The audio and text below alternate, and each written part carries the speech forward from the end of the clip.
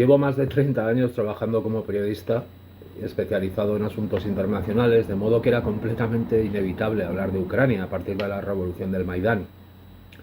Desde 2014 a 2019 estuve muy concentrado en Siria e Irak. Pasé casi 3 años en Siria cubriendo asuntos como la reconquista de Mosul o la caída de Raqqa o los acontecimientos de Rojava.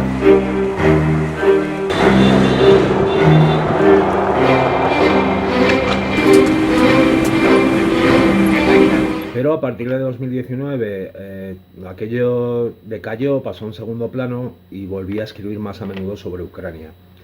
Justamente mi último viaje al país fue en 2019 y fue un viaje muy especial para mí porque tuve la oportunidad de pasar casi 2 meses viajando de extremo a extremo del país. Me enamoré del país, me enamoré de la gente, pasé pequeñas temporadas en Kiev, en Berdiansk, en Kherson, en Zaporilla, en los aledaños de Chernóbil, en Mariupol. La verdad es que he visitado muchos países a lo largo de mi vida y en pocos sitios he encontrado gente más amable, humana y hospitalaria que en Ucrania. Tienen un alma muy cálida. Ну сюда.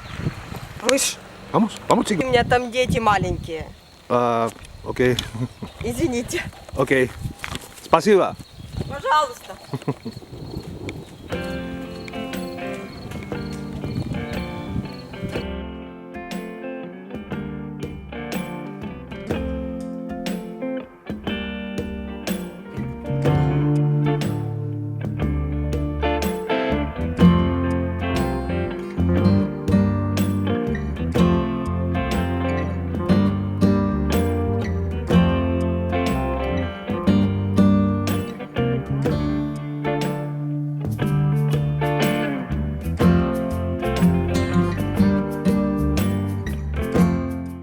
Al mismo tiempo hice bastantes amigos en las ciudades que visité y a medida que los rusos avanzaban, la verdad es que sentía una pena profunda y sincera por la suerte de toda esa gente honesta cuyas vidas han sido destruidas por la guerra. Por supuesto viajé hasta la línea de contacto, pero no me conformé con cubrir los asuntos relacionados con la guerra. Me gusta mucho prestar atención a lo que en español llamamos intrahistoria, que son las pequeñas historias que surgen entre las grietas de las grandes tragedias.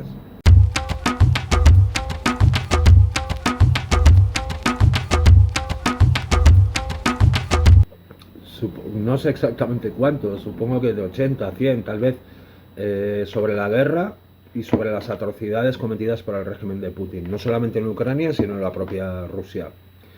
Cuando comenzó la guerra, lo primero que pensé es que esto no era solamente una guerra entre los rusos y los ucranianos, era una guerra entre la gente que respeta la vida humana y que cree en la libertad y todos esos miserables codiciosos que han provocado esta carnicería. En tal sentido, debo decir que los ucranianos no son las únicas víctimas del Kremlin. Hay una pequeña minoría de rusos que han tenido la valentía de enfrentarse a Putin y al resto de los carniceros. Muchos han muerto, otros han acabado en la cárcel y en general sus vidas están arruinadas. Esa quinta columna interior que trabaja desde dentro de Rusia o en la diáspora como disidentes para la destrucción de la dictadura de Putin, desde luego tiene todo mi respeto.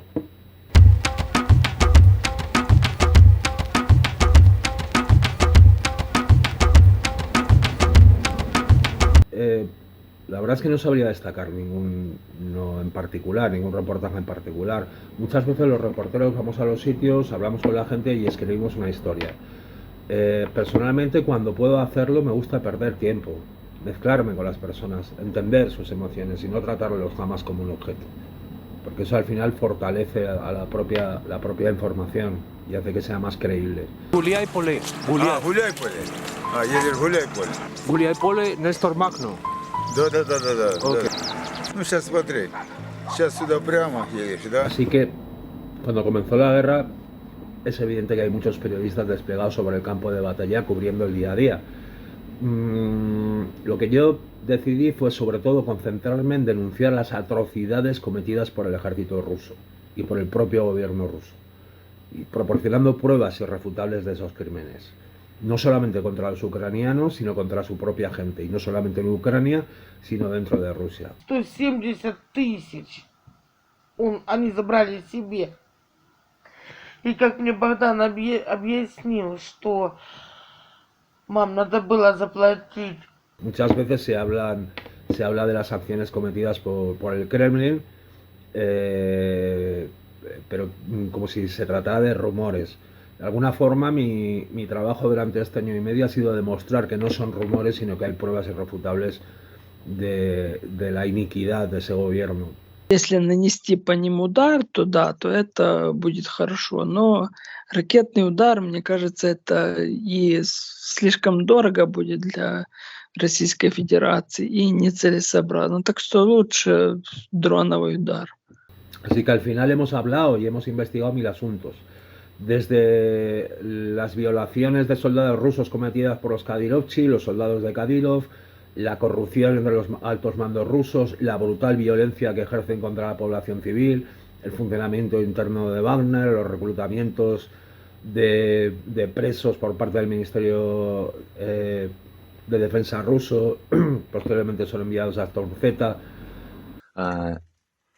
Их сдали. Приехала военная полиция и нас посадила в яму. В яме вот такое содержание здесь. Мы в грязи, под дождем. Только что прошел ливень, короче. Ну вот мы все мокрые. Подвели всех нас. Это вот с пацанами, которые, мои сослуживцы, короче, разбили им всем лица. Дед, покажи свою, как челюсть свою покажи. Дед. Ну, поднимать ее страшно, нахуй. Покажи свою челюсть. Да какой он челюсть? Там нет челюсти. Я хочу, чтобы это видео стало публично доступным для Нет, всех. там Что творят челюсть. свои же. Se trata de un trabajo que a menudo realiza el equipo en colaboración con disidentes y periodistas rusos y ucranianos. Y por supuesto contamos también con la ayuda de informadores de dentro del FSB. Hay mucha gente en Rusia que está completamente hastiada de esa dictadura sanguinaria. De todas maneras, respecto a Ucrania, recuerdo con especial cariño un reportaje que hice sobre una pequeña comunidad de gente que vivía en la línea de contacto, a unos pocos kilómetros de Mariupol. Очень опасно, правильно? Очень, Very очень. dangerous, yes. Вокруг моего 27 снарядов упало. It was Я 27 молюсь bombs Богу. around this. Durante aquel último viaje que hice en 2019, por supuesto, viajé al frente y tuve la posibilidad de pasar un día entero con una de estas comunidades que vivían bajo el fuego ruso, diario, cada atardecer. La verdad es que un prorruso se emborrachaba al otro lado del río, pues recibían una ráfaga de disparos. И ваши семьи, And откуда your вы family? приехали? From where? From the Spain. Испания. Испания. Испания. Испания. Мир вам, мир вам. Have a peace in your country and Спасибо. your family. También recuerdo con mucho cariño un reportaje que hice sobre niños con problemas de Mariupol, antes de que el Kremlin destruyera y ocupara la ciudad, o sobre la comunidad judía de Jersón. Hay muchos, pero en general el tipo de reportajes que yo realmente disfruto es los reportajes que hablan de la gente común y del sufrimiento de la gente común.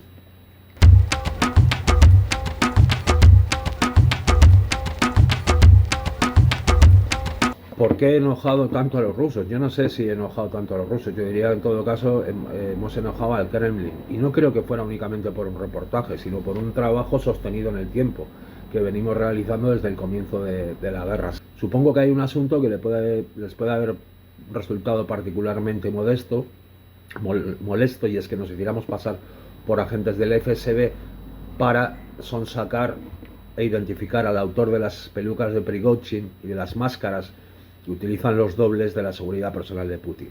Desde luego me hubiera gustado ver la cara de Andrei Plesovsky, el autor de las pelucas, a sueldo del FSO, cuando descubrió que no había hablado con un agente del FSB y que no estaba a punto de venderle un pack de pelucas y de máscaras para dobles del FSB, sino que había hablado con un equipo de periodistas españoles y rusos.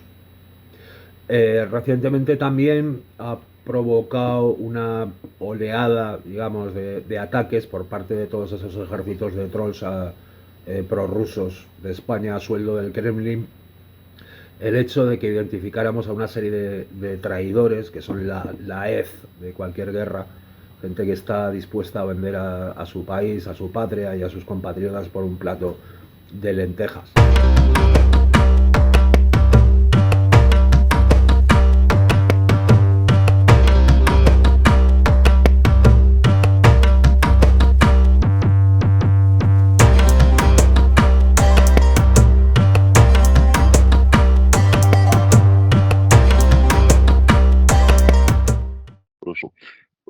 Скажите, пожалуйста, готовы ли вы стать нештатным сотрудником ФСБ за зарплату в 50 тысяч рублей в месяц? Готов стать даже бесплатно. Вы говорили, что около вашего дома есть некий объект, который может угрожать Российской Федерации. Ну, смотрите, объект, ну, как бы, это не военный объект. Я вам либо в скайпе, либо в телеграме позже скину. Это был завод, ну, я не знаю, хороший такой завод в Советском Союзе, по-моему, единственный даже. Ну, а сейчас вот, ну, вот мне лично просто мне кажется, что вот... Utilizando el mismo método, descubrimos la presencia de varios traidores. Pretendían vender las coordenadas de algunos objetivos situados en zonas residenciales a la FSB y quienes estaban al otro lado en realidad eran periodistas. Анатолий Владимирович, меня зовут Сергей Соколовский, я из Запорожской области, города Васильевка. Я являюсь активистом, бывшим журналистом, у меня есть корочка журналиста, я еще не перерегистрировался. Вот. Работаю с Министерством обороны, помогаю парням на передке узнавать, где какие позиции, созваниваюсь со своими знакомыми, с другими.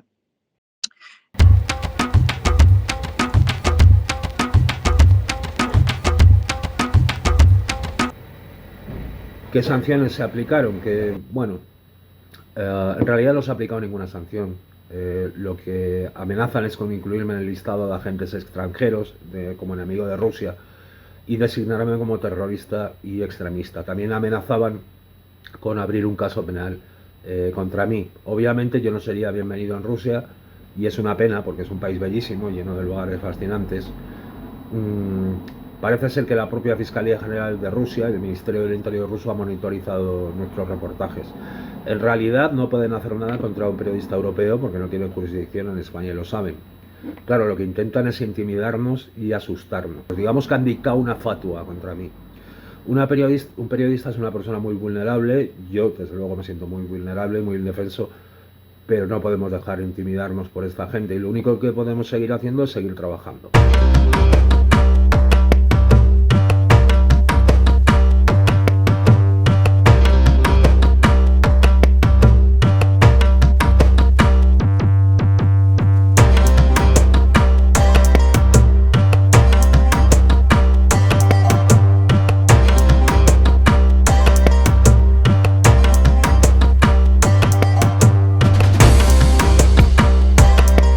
Recientemente hemos leído que varias periodistas rusas han sido envenenadas en la Unión Europea.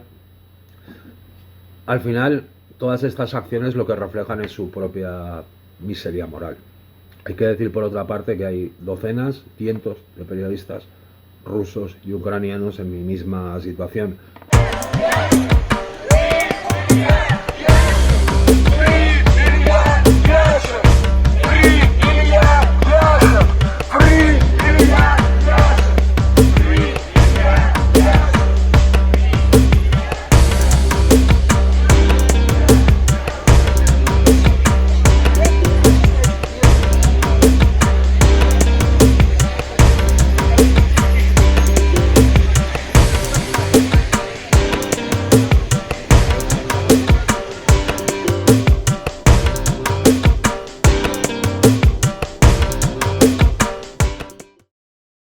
El mismo día en que publicaron esa nota pidiendo muerte a los traidores, recibí muchas cartas de apoyo de rusos y ucranianos que de alguna manera hicieron que me sintiera bien y lo que venían a decirme es: ahora ya sabes cómo nos sentimos, ahora ya eres uno de los nuestros. En todo caso, me siento honrado porque desde luego no me hubieran incluido en ese listado, no amenazarían con designarme como un terrorista si nuestras informaciones no hubieran tocado la fibra sensible del Kremlin o si no les hubiéramos hecho realmente daño.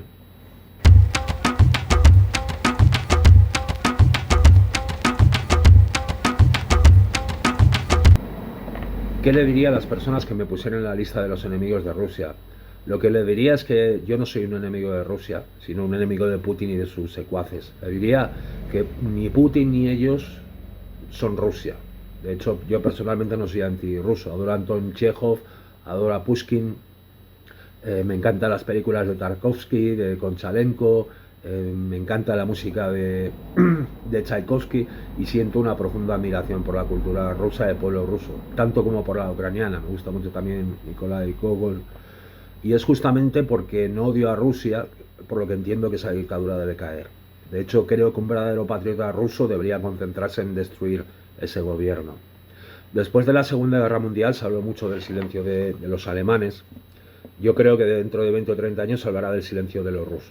Putin no es el único culpable de lo que está ocurriendo. Todos los rusos que le apoyan por acción u omisión son en parte cómplices de los crímenes de lesa humanidad que se están cometiendo contra el noble pueblo ucraniano. Claro está, el pueblo ruso está narcotizado por toda esa maquinaria propagandística gebeliana que ha creado el Kremlin y por toda la represión que hay. Lo que se le da bien al Kremlin es el gulag y el miedo. Claro está también que los rusos merecen algo mucho mejor que ese gobierno. A mí me gustaría llamar la atención sobre un hecho, y es que Rusia tiene un PIB, un Producto Interior Bruto, prácticamente idéntico al de España, con una población 4 veces superior. Entonces, ¿cuál es la diferencia entre España y Rusia? La diferencia es que Rusia tiene un ejército y España tiene un estado de bienestar que se ocupa de la gente común. Pero yo le digo a los rusos, imagínense ustedes que todos esos enormes recursos que se dedican a construir submarinos como el Poseidón se dedicaron a sanidad y educación. O imagínense que estuvieran gobernados por gente honesta en lugar de por forzacones cuya principal ocupación fuera enviar familias pobres a la picadora de carne ucraniana y robar a manos llenas los recursos públicos.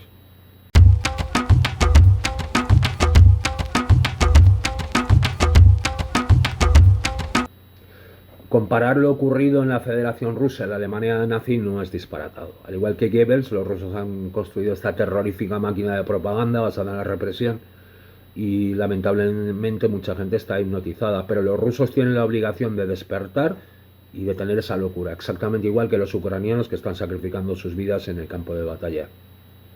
Toda aquella retórica que mostraba a los ucranianos como un pueblo hermano, eslavo, es un alarde de cinismo. Tú no pisas el cuello de tus hermanos ni les dices qué deben hacer o qué no deben hacer, o a quiénes tienen que entregar su lealtad. Ucrania es un país independiente que tiene derecho a elegir su destino, sea cual sea este. Putin ha hecho un buen trabajo, no obstante, si no estás con él, estás contra él, y estás además como Rusia. Pero nosotros no somos hinchadas de fútbol, no somos hinchadas de fútbol que nos inclinemos ante los colores de la camiseta de nuestro club favorito. Solo somos seres humanos, somos seres humanos honestos que deseamos la paz y la prosperidad de otros seres humanos y que entendemos el sufrimiento de los ucranianos.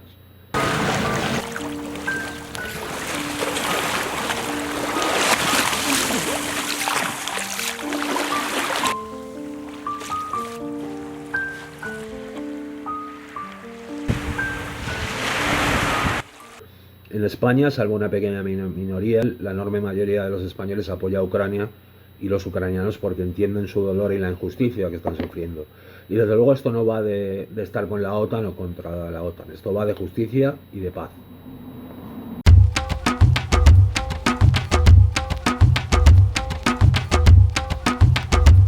Las razones de esta guerra.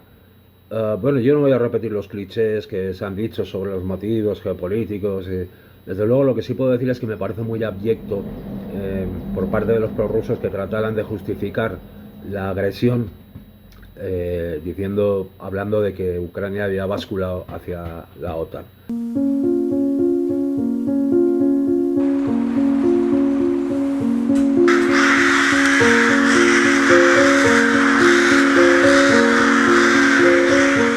No se puede crear, no hay ninguna simetría entre un agresor y un agredido. Y Ucrania es muy libre de bascular hacia donde le dé la gana porque es un país soberano e independiente. Esto es un poco como decir que las violaciones son culpa de las mujeres que llevan minifalda. De todos modos, para mí, las razones de esta guerra es una proyección geopolítica de la masculinidad tóxica de Putin y de quienes le apoyan. Es una especie de trastorno psicológico colectivo de un grupo de hombres cuya mentalidad se formó de acuerdo a la patológica visión del mundo de los agentes de la KGB. Así que para mí las verdaderas razones no son geopolíticas, sino psicológicas. El machismo, el culto al hombre fuerte, el nacionalismo enfermizo, anidó en las cabezas de estos hombres codiciosos y sin moral, de estos desalmados, hasta distorsionar su visión del mundo y de la realidad. Y no hay más que ver cómo se expresa Prigozhin o tantos otros miembros del gobierno ruso, como un matón. Es un psicópata sin ningún respeto por la vida humana. Y ese lenguaje de chulo de putas y de forsacone solamente puede funcionar bien en dos contextos, en el de una taberna inmunda y en el del Kremlin, que es también una taberna inmunda ocupada por mafiosos. Y lo que más me preocupa de todo esto es que Putin es un hombre tan desconectado de la realidad que llegó incluso a creerse que Ucrania era un país lleno de nazis, que el grueso de los ucranianos recibirían a sus tropas con los brazos abiertos, cuando buena parte de esos grupos de voluntarios que envían gente a combatir del lado de Rusia son grupos de tradicionalistas de extrema derecha o abiertamente nazis, ya sea el movimiento imperial ruso. De manera que, a mi juicio, la responsabilidad de lo que ha ocurrido no solamente es suya, sino de quienes le permiten seguir en el poder, de todos los rusos. Algún día, dentro de 20 o 30 años, se hablará del silencio de los rusos y de los crímenes de lesa majestad cometidos contra el pueblo ucraniano.